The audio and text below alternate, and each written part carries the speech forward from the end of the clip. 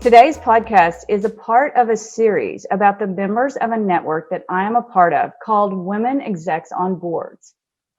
All of the women in this series have completed programs through the Harvard Business School to prepare them for corporate governance. I wanted to tell their stories because I'm so inspired by the women who are in this network.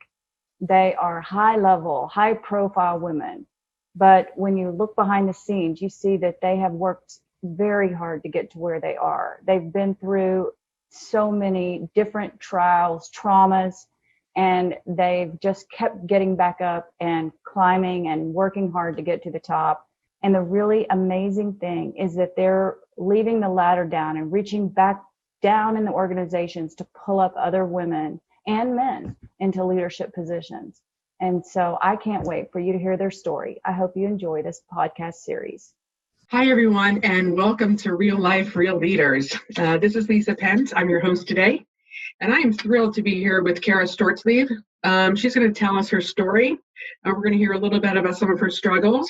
Probably later in the program, she'll hopefully impart us with a little bit of pearls of wisdom from some of those struggles.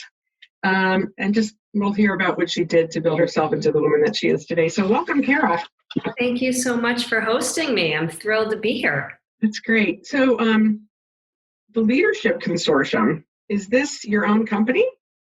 So this is a company, I am the CEO of this business. Yeah. There are founders for whom I work and who I love.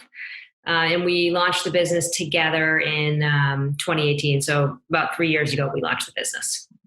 That's fantastic. But, if anyone looks at your LinkedIn profile or reads your resume, you had some really, really interesting jobs in your career. Yes. So then but then you went in a completely different direction. Yes, I did. Yeah. So the really quick version of me, I was a liberal arts major.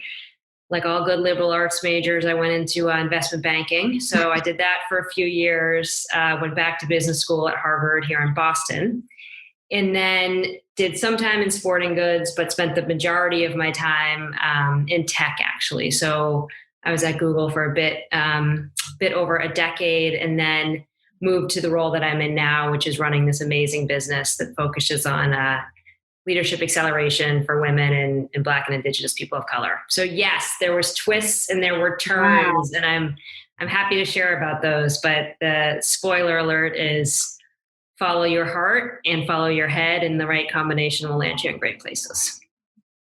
Understood. I'm sure there are some people watching this and say, how could anyone actually walk away from Google? I'm sure that's, on a lot of people's top 10 list. Yeah. It's interesting. People ask me all the time, and I always say, honestly, I left a dream job at Google for an even dreamier job. And I mean it. So I always say I still bleed primary colors. I love the place. I think tech is a force for good.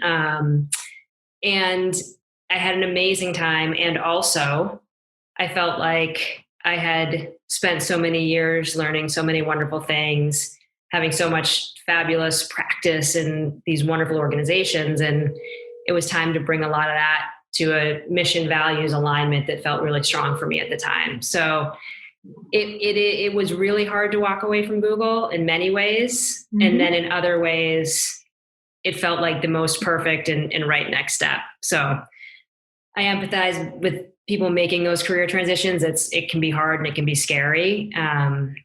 But I hope they end as I did, feeling like you have a very rich thing that you've gone to, as well as a rich thing that you've left. So tell us about that. What's your day job like? My day job. I have the best day job. I love my job. So that's good. In short, as I said, I run a business that focuses on leadership development, predominantly for women and people of color. So as I mentioned, having spent formative parts of my career in finance and then a long part of my career in tech, you can imagine that those are arenas where there just aren't necessarily as many, there aren't as many diverse voices as you'd like. I felt very fortunate in those businesses. I felt very well supported, but I could easily look around and understand how others can find those environments really difficult. Of course. So while I was at Google, I was always very involved in our affinity groups. So I did a lot supporting our different, our women's groups, our Mosaic, which was for folks who had a lot of different identities. I did a lot in terms of women and girls in STEM. So I'd always sort of as a passion area, played a lot with how do we get more diversity into all the rooms that matter. And the move to the Leadership Consortium was really a way to do that full time. So when you sort of say, what is my day job like? I have the great opportunity to partner in with these amazing companies. So Google is a customer, IBM is a customer, Alphabet is a customer, P&G is a customer, GE, all these companies that are amazing and forward thinking are wonderful customers of ours, and they take their leaders and send them through programming that we offer. And so, as I said, I feel like I have the best day job. I literally work with amazing leaders who are they are absolutely going to be the leaders that matter in these organizations over time, like no doubt in my mind. And we get to remove barriers. We get to say, like, ignore those voices in your head, or don't be nervous talking about these things. We get to debunk all the myths that people have and really unlock these amazing humans. So that is what I do in my day job. And it's there just must be some challenges though to that. I mean, you must have at least some people who they might know that they're supposed to do it and they're supposed to think more broadly or what have you, and they might have a hard time getting there. I'm sure there's a couple of times where it's been hard getting somebody to think in a new way. Absolutely. And so I will tell you, so the founder of our business is a woman named Frances Fry, who's a fairly well-regarded professor from the Harvard Business School, and her wife, Ann Morris, who's a super well-regarded author. And we all have ties. A lot of our collective DNA is connected into HBS. So we do have a big belief that some of these skills are like core leadership skills that are teachable. And so a big part of our programming is we partner in with faculty from HBS who come in and teach not only sort of the what you might consider the more traditional leadership topics like psychological safety and teaming, but also business acumen. So what does every manager need to know about finance? What does every manager need to know about marketing? So it's a very tactile way to be able to do a skill build and say, yes, you might not traditionally have been confident going in and advocating for your business in these forums, but here's the language you need. If you're in this type of forum, here's the language you need here. So some of it is confidence and some of it is really a skill build in terms of just giving people the tools and the language to bring voice. Wow, that's really cool. I didn't realize that Frances and Ann were involved. Yes. What a great couple. But tell us a little bit about, there must be, what are some of the maybe roadblocks to getting certain people just to sort of change their thinking? It's not, I realize it's not as easy as just getting someone to sit through as great as your professors are, as great as your guidance is. Absolutely. Yeah, I would say the challenge is the first big hurdle, and it won't surprise you with this demographic. So we've got a lot of, as I said, we cater a lot towards women, people of color, but we also are hitting managers and leaders who are in that sort of what we call the crunch period in their career, where they're probably in their sort of most demanding sort of personal stage, where they often have children who are still in need of a lot of support or elder care. Like there's a challenging life gets complicated. And then also they're at the point in their organization where they are doing a lot of the hard work still, versus being able to push a lot of it down into their organizations. So it's probably not surprising, but the first thing is time. So how do you get people to literally sit and say, if I don't focus on this, if I don't ask myself to make changes, if I don't get myself into a growth mindset, nobody around me is going to be asking me to take the time to do it. So the first hurdle, again, it doesn't seem like rocket science, but what gets in people's way is just taking the time and helping them understand that if they don't take the time to do it, it literally won't happen, and they will remain in service of everybody around them until they absolutely careen off a cliff. So I would say the first thing is time that gets in their way. And then I would say the second thing is confidence. So it is a lack of confidence. And I would say it's not sometimes it's rooted in reality. More than often what we have seen is it is not, but it is an absolutely clear, it's a data point that we cannot ignore. And it's around, hey, how do I make sure I just show up to the world in a different way? And that's really hard. So those are the things, is taking the time to do it. And then how do you help somebody get over the confidence hurdle? Wow. I mean, totally on a no-name basis, but can you share sort of any little vignettes of some of your experiences, just of what it's like being in the moment, working with some of these, some of your clients? Yeah. Well, there's so many good things to choose from. I can tell you this spring and summer were just a really remarkable time to be in this space. And I use remarkable not as a positive moniker, but as it was just a unique time to be in the space. So we had sort of onset of pandemic as one large macroeconomic trend. We had, at least in the US, we do serve globally, but in the US business, we had the George Floyd murder, and thus a new awareness around social justice issues, domestically at least.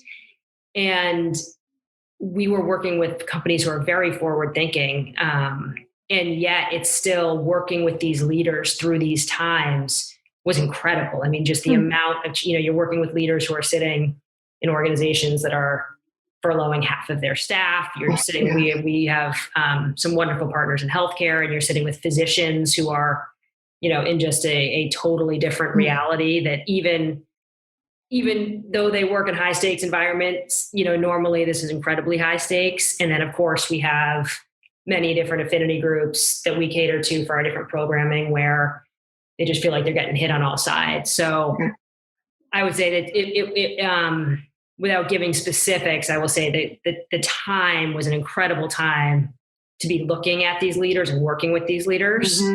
And I would say, like, it felt like an incredible time to sort of be working for them and trying to give them some shelter from the storm, in terms of like a place to come and be able to talk freely with others who that didn't work with, but they could say, hey, here's what I'm experiencing here. How are you handling it? So, but boy, it's the macroeconomic experience this spring and summer was highly unique. Wow, I imagine.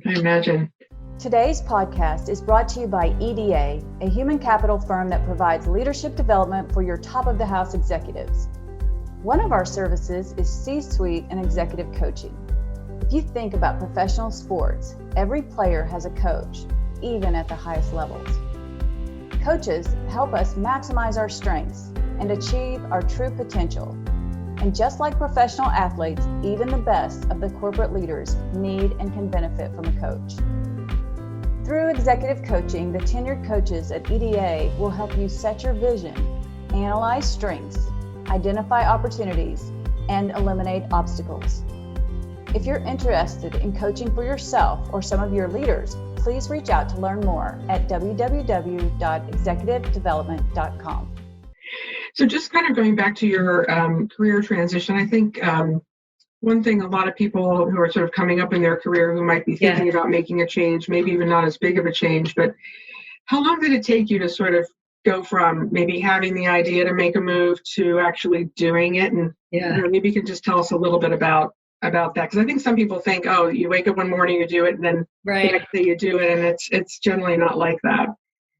Yeah, no, it wasn't like that for me either. For me, the way what I want to share is I felt very lucky in that I wasn't like running from someplace. I was looking for something different.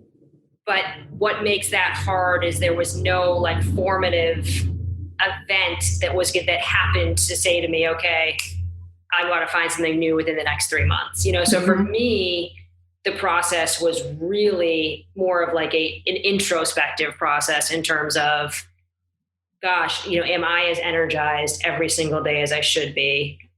We got one life to live. Does Google need me more, or does this other group over here? So it was more of a growth process in the very concrete answer to your question is I was about a year door to door from when I decided, or from when I said, I think perhaps now's the time, to when I actually made a move. Wow. And for all the fabulous people out there, I have an amazing executive coach, and she was incredibly helpful in that process. So if I offer that to say, if people are having a hard time thinking about, how do you think about this? When do you think about it? I have mixed feelings. Is that normal? All those things. There's amazing people out there that can be your accountability partner, so that you can actually, get through all those feelings and questions and get to the right answer. Yeah, I love that term, accountability partner. Yeah. So the one thing we like to ask people in this program is, what are some of the things that have influenced them? Is it people, books, spiritual things? Yeah. What are some of the things that sort of help you keep the glue together or inspire you in certain ways? Yeah. So the first thing I will say is I was a super competitive athlete my whole life. And I find that it influences like every part of my psyche. And I think I'm super competitive in what I hope is the most positive way, so there is a pursuit of excellence, like there's a innate drive to succeed, to win, to do the thing. But I was always a team athlete. So there is like you do whatever is humanly needed for the team. And so that has very much manifested in the way I run businesses, the way I run organizations, like a deep desire to make extraordinary impact. And also just a desperate desire and need to be working with amazing people and doing good things with those amazing people. Right. And as I've unpacked that over my life, I can trace all of that back to this just joy and the joy I got from, and the drive I always had to be working in teams and doing hard things with amazing people. So that is one big thing. I would say I am also incredibly family driven. So I come from a very tight knit, all the pros and cons of a huge Irish Catholic family. And I can say that because it's me. So I've got siblings everywhere, cousins everywhere, grandparents who lived with us, my whole life, my parents living next door. So I'm a big believer in finding the time and the space for family and what that does for you, and the commitments it teaches you, and the loyalty it teaches you, and the way to take care of others and going to others for help. So there's many amazing lessons in there. But I've done a lot of my learning through those people around me. I love reading. So we could spend a whole nother session on fabulous books to read. So those are a few of the things that sort of have made me who I am and helped me stay who I am. Yeah, that's great. So what's so is this the job you're going to do for the rest of your life, or? I don't know what I'm going to do when I grow up, Lisa. This is what I always say. I come from an amazing, my father is a physician. So I share this as the example. He's worked at one amazing hospital his entire life. And when I was at Google, he always said to me, Cara girl, like that's a great company. Like, I hope you're there when you're 70, and all I could do was look at him and say, I can't imagine being there, So like, I think I try to look at my life and say, there's these formative blocks. So like my 20s, I was learning everything I possibly could. And then in my 30s, I was trying to like I consider like Google where I grew up as a professional a little bit. So first time you run large organizations, the first time you go through a lot of like the real challenges of managing teams of teams. I think of this phase, I'm in my 40s, I'm sure you can hardly tell. But I look at this phase and say, hey, this is my chance to like take what I've learned in being mission and vision and value driven, see if I can take something I care about and change it. And then my hope is there's a phase after that where I figure out, okay, what's the next way that I can grow, but also then take what I've learned and move something else forward. So I don't know if I will do this for my whole life, but I know if I am not, some fabulous person will be doing it after me, who I love dearly and who will carry on the amazing work.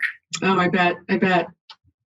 So anything else you want to share about your career before we try to wrap it up? Any maybe words of wisdom, pearls of wisdom Yeah. you can share with some of the folks who might be watching you today? Yeah. The one thing I always like to say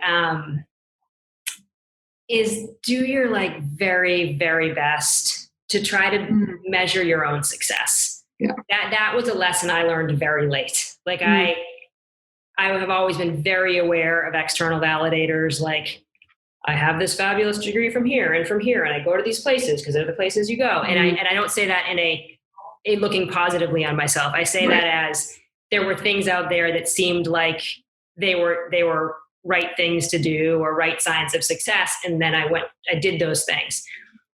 But I learned, I think, later than most how important the internal validation is. And I think the reason why that matters is you go up in your career, it's so much harder, or it's much more dangerous to measure your success according to what other people perceive success should be. Right. And nobody makes the same trade-offs you make. So I might choose myself that I'm going to put my job and my family above all else. But somebody else might have chosen to just put their family above. And I might feel like, gosh, they're a better mom, or put their career ahead of me. And I say, gosh, I can't believe they're above me in this, in this process. Right. And it's just so dangerous. And so I just share that to say, it's much easier to look at the things out there because somebody has said these are important things. Right. Yeah. And anything you can do to bring that back in and say, what really matters to Lisa, what really matters to Cara, and then have that be the grounding thing. Right. Yeah. That's what I hope for every fabulous human out there. Oh, that's great. Well, thanks for spending time with us today. And for those of you who are watching, thanks for joining us on this program, and I wish everybody a wonderful rest of their day. A special thank you to our listeners for taking time to tune in to this week's Real Life, Real Leaders podcast. We hope today's story inspired you. Check out previous episodes on the podcast to hear from more industry leaders, and check back next week as we speak to another leader and hear his or her great stories of triumphs and messy struggles. If you enjoyed the podcast, please rate, subscribe, and share. I'm Bonnie Hageman, and I look forward to sharing more with you next week.